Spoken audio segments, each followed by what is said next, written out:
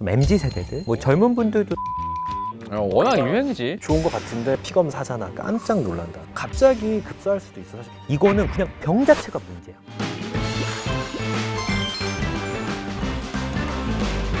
홍석천 씨 알지? 알지. 방송인 홍석천 씨가 벌써 신이 넘으셨어. 근데 올 초에 바디 프로필을 찍으셨거든? 봐봐라. 오? 엄청 화제가 됐었어, 사실.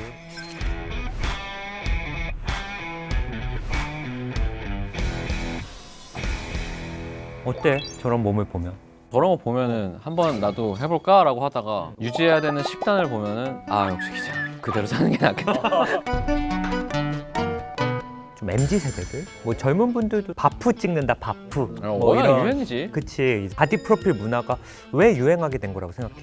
그러고 보니까 어느새 유행을 하고 있던데. 보면 너무 좋잖아. 그 바프를 찍으신 분들의 몸이 음. 나도 저런 좀 몸을 갖고 싶다라는 어떤 그런 선망? 선망. 그런 게 한 있지 번쯤은 않았을까? 뭐 저런 몸을 갖고 싶다. SNS를 통해서 이렇게 막 쫙 퍼지니까 나도 내 거 한번 올려볼까? 이런 생각이 들었을 것 같기도 하고. 그러니까 뭐 연예인들이나 셀럽들이 이제 바디 프로필을 많이 찍으면서 이제 주목도 많이 받고, 이제 코로나19가 좀 길어지면서 좀 건강에 대한 관심도 많이 높은데, 자기 관리, 뭐 자기 개발 이러면서 뭐 필라테스, 운동 이런 걸 좀 하시는 분들이 좀 늘어나면서 기왕 운동하는 거 SNS 통해서 좀 내 일상도 공유하고, 그리고 멋진 몸도 좀 공유하고 싶다. 공유. 그리고 뭐 MZ 세대들이 좀 삼포 세대라고 좀 많이 하잖아. 통제할 수 없는 뭐 집값이라던가 여러 가지 상황. 근데 내 몸은 내가 좀 컨트롤할 수 있고 통제가 가능하잖아. 그래서 좀 뭔가 컨트롤할 수 있는 그런 부분에 좀 집중을 하는 부분도 있는 것 같아. 그 건강한 부분이라고 나는 생각을 해. 근데 바디 프로필 그렇게 하려고 준비하시는 것만 봐도 진짜 이게 만만치 않을 것 같은데. 일단은 운동하는데 2, 3개월 트레이너분한테 좀 고강도 운동도 좀 받아야 되고, 뭐 식이요법 그냥 평상시에 먹는 걸로 하기가 어렵잖아. 많이 빼야지. 뭐 닭가슴살, 단백질 쉐이크 이런 것도 좀 해야 되고, 그리고 또 스튜디오 촬영 비용이 꽤 들어. 아무 데서나 찍을 수 없겠구나. 카메라 이렇게 하는 게 아니구나. 어. 그게. 바디 프로필을 옷 입고 찍는 건 아니니까 벗어야지. 좀 왁싱 같은 것도 좀 필요하고, 그리고 보니까 좀 삼각 이렇게 남자들도 이것도 새로 사야 되는구나. 집에서 입던 그 사각 입고 나오면 좀 그렇잖아. 좀 그렇지. 운동 막 완벽하게 하고 좀 트렁크 입고 그렇네. 바디 프로필을 제대로 좀 찍으려면, 내가 뭐 셀프로 찍는 게 아니라면 진짜 수백만 원까지. 와, 수백만 원 든다고? 2, 3개월 PT비만 얼마야. 와, 진짜 많이 든다. 그래서 우리도 나름 뭐 MZ 세대 끝에 있잖아, 사실은. 사실 같이 묶이면 좀 민망하지. 형은 사실 뭐 더 소리야. 그렇잖아. 만나요. 형은 X 세대 아닌가? 무슨 소리야? 이 형은 막 옛날에 머리 하나 이렇게 기르고. 내 친구들 다 MZ 세대야. MZ 세대 이제 바프 문화 어때? 나는 사실 나빠 보이진 않아. 한번 그렇게 하면은 더 관심이 생겨서 더 유지하고 싶은 마음이 있을 것 같거든. 있지. 그러면은 건강에 긍정적인 효과가 있지 않을까? 나는 이런 생각도 들긴 하는데. 창윤이 형은 좀 나는 그 바프를 하려고 하는 그 의도, 어떤 자기 통제감, 자기 조절감, 그런 거는 굉장히 좋은 것 같은데, 사실 그 과정을 나는 좀 이제 보거나 들은 경우들이 많으니까, 보면은 수분 제한하고 굉장히 불균형적인 영양소를 먹고 당을 굉장히 좀 제한하는 경우가 많아가지고 진짜 기분 자체가 안 좋아져. 더 건강하게 했으면 좋겠다는 생각을 난 많이 해. 그러니까 이게 약간 유행이라고 해서 좀 너무 가볍게 받아들일 건 또 아닐 수 아니다. 있겠구나. 근데 이거는 이제 내과 의사, 그리고 약간 나는 일반인 측면에서 얘기를 했는데, 정신건강의학과 측면에서 보면은 어때? 나는 좀 긍정적인 면이 있을 것 같긴 한데. 당연히 장점이 많은 것 같아요. 왜냐하면 우리가 어떤 뚜렷한 목표가 있지 않으면 사실 그거를 실천하기 되게 어렵거든. 맞아. 진짜 어려워, 진짜. 나 영어 공부해야지?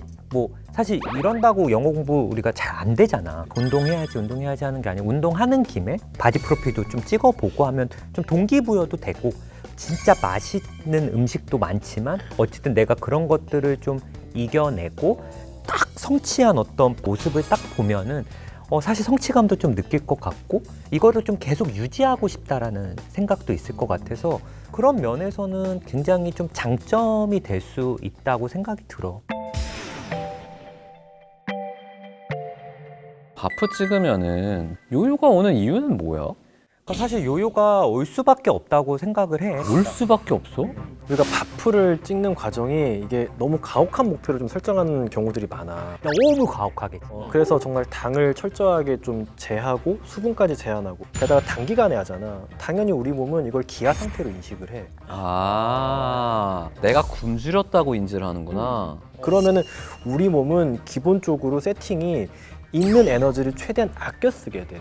에너지 효율을 굉장히 올려. 그리고 있으면 뭐든지 먹어야 되잖아. 식욕을 점점 올려, 우리 몸이 더 많이 먹도록. 그러면은 칼로리 소비는 점점 줄어드는데 음식에 대한 갈망은 더 늘어나는구나.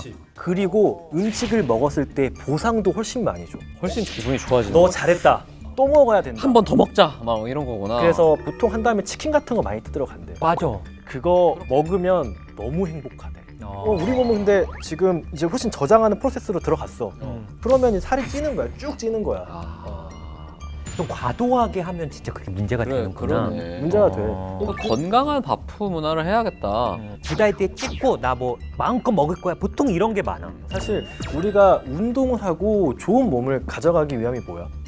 건강하게 살려고. 삶을 활력 있게 살고 내가 하는 일 잘하고 이게 사실 우리 건강의 목표잖아. 일상생활에 좀 활력을 위해서 즐거움을 위해서 운동을 한 건데 그게 오히려 더 큰 스트레스가 될 수 있겠네. 자기가 그 바프가 자기의 목표가 돼버린 거야. 사진 한 장을. 사진 한 장을 이미지가 목표가 돼가지고 이걸 쫓아가는 거야. 그러니까 나는 이런 의미에서 우리가 잘못된 목표를 설정하는 게 아닌가라고 생각을 하는 거야. 그러니까 운동을 한 김에 바프를 찍는다는 느낌을 가져야 그치, 되는데 그게 좋지. 뭐 형이 말한 것처럼 좀 바프만이 목적이 되면 지나친 일상생활의 모든 걸 좀 포기하고 그치. 제한이 되고 좀 그럴 수 있겠다 사실은. 다이어트는 닥터 프렌즈와 함께.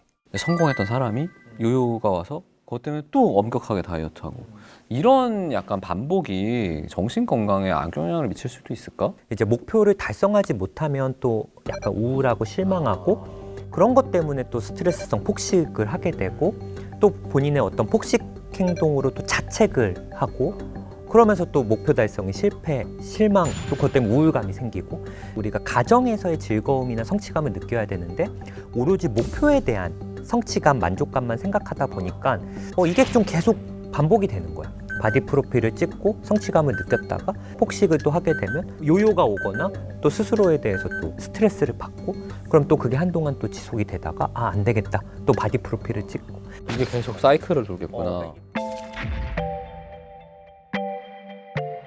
우리가 흔히 거식증, 폭식증이라고 많이 얘기하는 그런 섭식장애에도 발생할 위험이 생길 수 있어. 너무 이거에 대해서 집착을 하게 되면은 모델, 발레리나 그리고 운동선수와 같이 체중 관리가 좀 엄격한 직업군에서 실제로 이런 섭식장애가 일어나는 경우가 굉장히 많거든. 옛날 같았으면은 그런 특정 직업군에서만 발생할 수 있는 질환이 이제는 이 바디 프로필이 많이 일상화되면서 누구나 또 이런 섭식장애에 걸릴 좀 위험성에 노출이 좀 될 수 있는 거지 사실은. 생각해보니까 그럴 수 있겠다. 그 요즘 다이어트 강박이라는 말을 많이 쓰잖아. 근데 이 다이어트 강박이라는 게 정확히 뭐야? 다이어트 강박증은 정식 진단명은 아니고 이제 뭐 체중이나 체형에 좀 과도하게 집착하는 경우를 말하고 이런 분들은 사실 건강하지 않은 식사 습관을 갖기가 되게 쉽거든. 또 섭식 장애로 이어지기가 굉장히 쉬워. 나는 말라야 돼라는 강박이 있어가지고 병원 오시는 사람도 있거든. 진짜 막 깡마른 여자가 들어와 진료실에. 그럼 딱 느낌이 와. 이분은 섭식 장애가 있구나. 있겠다. 그런 분들 들어와서 피 검사하잖아. 깜짝 놀란다.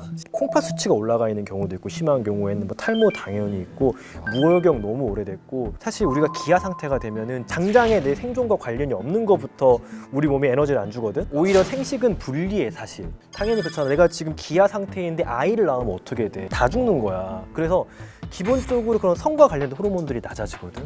당연히 무혈경 오고 성에 대한 관심이 하나도 없어지고 그때 되면은 이 다이어트 하는 게 다른 사람들에게 잘 보이기 위함도 아니야. 그냥 자기가 자신 스스로에게 점점 가혹해져가지고 자기가 통통하다 생각을 해.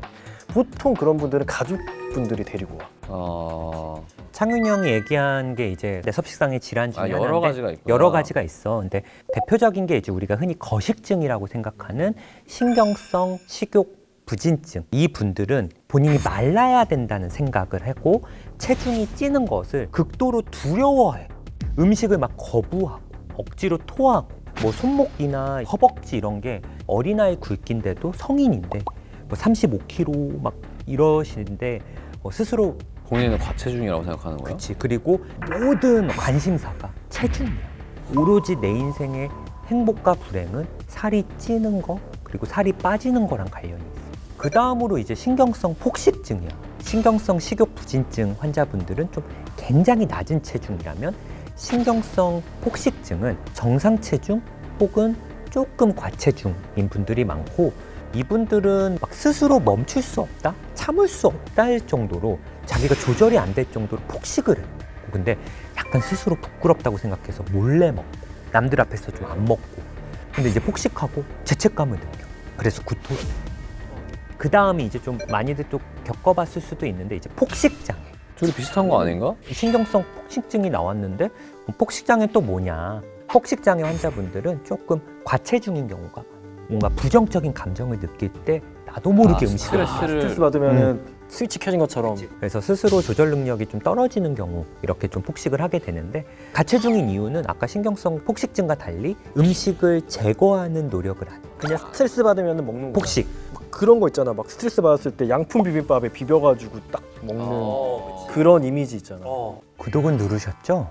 근데 섭식장애는 정신과적으로 응급질환으로 분류하던데 그 이유가 뭐야? 어떤 정신과 질환이 있는 분들이 어떤 자살 사고라던가 그게 행동으로 이어져서 좀 생명을 잃는 경우가 많잖아, 정신과는. 그렇지. 근데 이 신경성 식욕부진증, 섭식장애 이거는 그냥 병 자체가 문제야. 꼭 자살로 이어지지 않더라도. 왜 그렇지? 사실 대부분의 정신과 환자분들은 신체적인 문제가 없는 경우가 대부분이거든. 근데 이 신경성 식욕부진증은 백혈구도 떨어져 있고 혈소판도 떨어져 있고 이런 혈액학적 부분이 굉장히 많고 심전도, 심장 문제도 발생하고 이렇기 때문에 우리가 치료할 때 굉장히 내과랑 긴밀하게 협진을 해서 봐야 되는 거예요. 그래야겠네. 우리가 너무 안 먹어버리면 아까 몸의 균형 깨진다 그랬잖아. 탈수가 심하면 콩팥 기능이 안 좋아져. 콩팥 기능이 안 좋아지면 우리 몸의 전해질, 칼륨 같은 수치가 올라갈 수가 있거든. 근데 그 상태에서 뭐 정신과 약을 먹는다든지 어떤 칼륨이 많은 음식 먹으면 부정맥이 생기죠. 그러네. 면역력이 떨어진 상태에서 뭐 폐렴 같은 게 생길 수도 있고 너무 나약한 상태가 근데 돼서 사실 안 먹었으니까 약할 수밖에 없지. 그래서 정말 이 혈관 잡아놓고 덕맥으로 영양제를 놓으면서 일단 체중을 불리게 하는 경우도 많아. 맞아. 안 먹으니까. 맞아. 특히 신경성 식욕부진증, 거식증 보통 가족들이 데려오는 경우가 많다 맞아. 그랬잖아. 그 이유는 본인은 그렇다고 생각을 안 하기 때문이야. 본인이 일단 과체중이라고 생각하니까. 그래서 스스로 병으로 인정하지 않는 사람들이 많아서 꾸준히 치료를 받지 않고 이제 섭식장애를 치료하면 자기는 좀 살이 찔까 봐 그런 두려움 때문에 치료를 좀 망설이는 경우가 있고 사실은 우리가 어떤 병이든 막 두 가지가 같이 겹치면 치료하는 게 그만큼 어렵잖아. 그렇기 때문에 다른 질환들이 같이 병발하기 때문에 치료하기가 좀 어렵기도 해. 내가 만약에 다이어트 강박이나 섭식장애가 있는 것 같다라는 생각이 들면 어떻게 해야 돼? 내 식단이라던가 내 이런 것들 좀 들여다봐야 되거든. 내가 어떻게 먹는지 알아야 되는구나, 기본적으로. 우리는 보통 이제 식사 얘기를 많이 권해. 그러면 오늘 뭐 먹었는지 쓰면 돼 이렇게 생각할 수 있는데 그거보단 약간 육하원칙? 주로 어떤 상황에서 누구랑 있을 때 어떤 감정으로 먹는지 왜 먹는지 이런 것들을 좀 알아보면 내가 지금 좀 이런 건 좀 문제가 있네. 너무 과도한 건 아닌지에 대해서 한번 객관적으로 좀 평가해 볼 필요도 있다고 생각이 들어. 워낙에 지금 바디 프로필뿐만이 아니라 우리가 좀 건강하게 다이어트를 할 때 좀 우리가 할 수 있는 이런 마인드 컨트롤 같은 방법이 좀 있나? 극단적인 어떤 체중 감량이나 신체 이미지상이 안 좋은 분들은 SNS에 특히 영향을 많이 받을 수 있어. 요즘 우리가 하는 뭐 인스타그램이나 이런 게 이제 더 이상 내 친구들 사진만 보여주는 게 아니라 그치, 막 추천 게시판에서 막 계속 뜨잖아. 알고리즘이 기가 막히게 뜨겠네. 그런 이미지들을 나한테 좀 노출을 시키면 내가 더 좀 부정적인 자극을 좀 받을 수 있거든. 그래서 좀 이런 것들을 조금 멀리 하는 게 좀 중요할 것 같고. 그래서 어쨌든 바디 프로필이 뭐 한때 또 유행이었다가 그것도 너무 비난하는 콘텐츠들도 사실 많은데 그거 자체가 저는 나쁘다고 생각은 안 하거든. 뭐 MZ 세대한테 그런 바디 프로필이 성취감도 도움이 되고 또 내가 이렇게 해냈다라는 것 때문에 자존감이 많이 높아지는 경우도 있어. 그래서 바디 프로필을 찍는 건 너무 좋은데 좀 어떤 이미지에 너무 집중하지 말고 바디 프로필을 너무 일회성으로 생각하기보다는 과정에서의 어떤 성취, 즐거움들이 충분히 좀 결국은 나를 더 잘 가꾸고 관리하고 사랑하기 위해서 하는 과정이잖아. 그게 되게 중요한 거 같아. 그럴 것 같아. 그리고 스스로 몸을 좀 사랑하는 기록하는 그런 마음을 좀 가졌으면 좋겠다는 생각이 들어. 좋은 말이네. 좋네, 역시. 좋은 말이네. 오늘 내용 재밌으셨나요? 젊은 날 내 예쁜 몸을 좀 사진으로 남기는 것도 너무 좋지만 내 몸을 혹사시키면서까지 찍는 바프보다는 내 몸을 건강하게 만들어주는 닥프. 지금까지 우리는 닥터 프렌즈였습니다. MZ들이 열광하는 땡땡땡땡땡. 알고 보면 골병 지름길.